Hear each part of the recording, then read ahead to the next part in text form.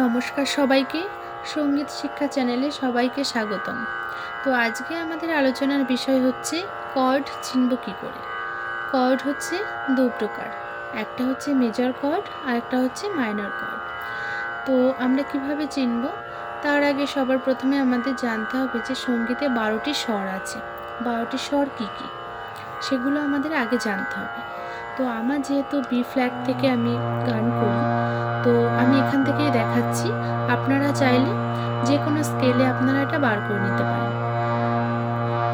তো আমাদের সঙ্গীতে 12টি স্বর আছে, সেই স্বরগুলো আগে স্বরের সাথে আগে আমরা পরিচয় করে দিই।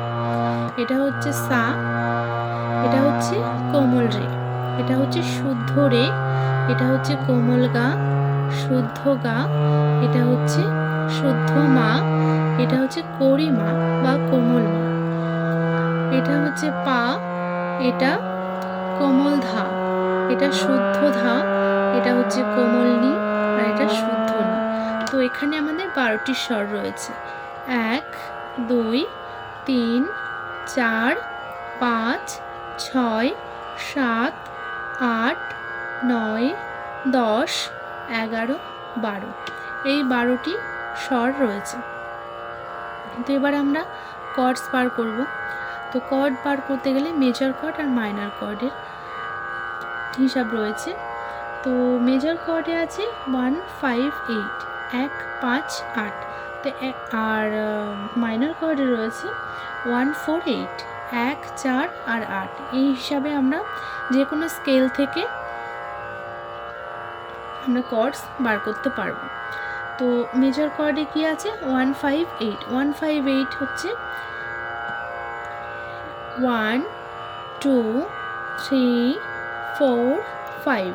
5 পেরিয়ে গেল, এবার হচ্ছে 8, 6, 7, 8। তো আমাদের কি হচ্ছে সা, গা আর এখানে পা, এটা হচ্ছে আমাদের মেজর কর্ড। সায়ের মেজর কর্ড হচ্ছে এটা। এবার হচ্ছে মাইনর কর্ড। মাইনর কর্ড হচ্ছে 1, 4, 8। তো এখান থেকে 4 বার করতে হবে। 1, 2, 3, 4, এই হচ্ছে আমাদের বেরিয়ে গেল মাইনর কর্ড। এইভাবে ধরে আমরা গানটাকে কমফোর্টেবল গাইতে পারি। এবার মেজর কর্ড আর মাইনর কর্ড সায়ের বার করলাম। এবার রের কিভাবে বার করব। রের হচ্ছে একই নিয়মে 1, 5, 8, 1, 4, 8 আর 1, 5, 8 রে। তো এই রে শুদ্ধ রে থেকে আমরা 1 ধরব।